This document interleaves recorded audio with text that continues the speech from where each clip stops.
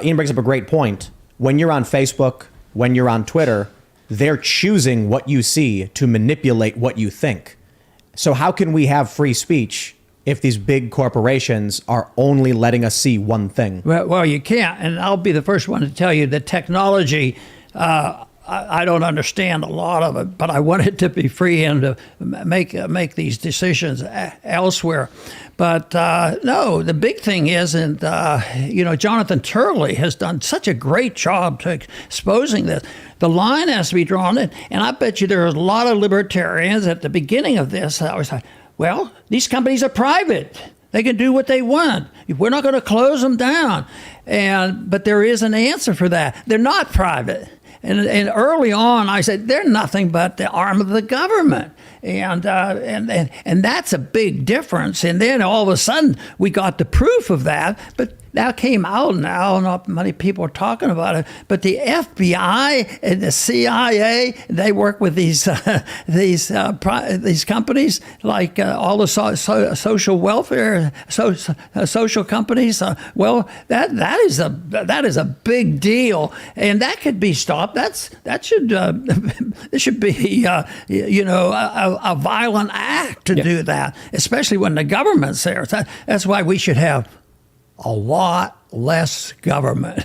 Yes, and they did it from the very beginning, especially with companies like In-Q-Tel, especially with a lot of the seed funding, especially with a lot of the advancement that government gave companies like Google, Alphabet to the advantage over their competitors. And I saw a lot of people argue, even just a couple years ago, being like, these companies are private companies. They could do what they want. We have to stand by capitalism. I'm like, you guys aren't even paying attention to what's really going on here, because, as you said, they are arms of the state. They are acting for their own best interest, and they're sowing division in this country, creating order out of chaos to specifically create a situation where we are fighting each other over petty differences rather than actually looking at the true source of our problem, and that's the dollar being devalued. That's our currency just being thrown away, and our whole livelihoods just being taken away from us, which is absolutely crazy. Do you think it would be righteous to default on the interest to the Federal Reserve?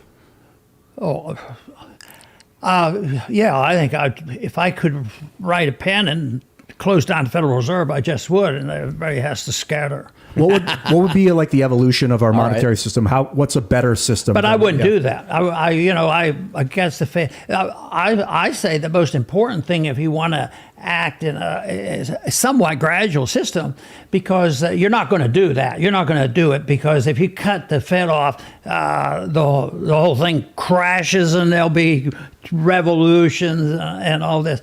So I started with getting more information. That's why I concentrate on auditing the Fed, find out what they're doing. And the one thing over the many years that I've worked on this that is the most important information that they hang on to, and that is their transactions with foreign governments. That is really sacred, and they don't want that to happen. I've been told that they work with the Bank for International Settlements in Switzerland, and like the Bank of London, the Bank of Australia, and the New York Federal Reserve are like, they all send money through this Swiss bank. Yeah, that's right. It's a bank for the central banks. And I guess they have to park some of their money in places.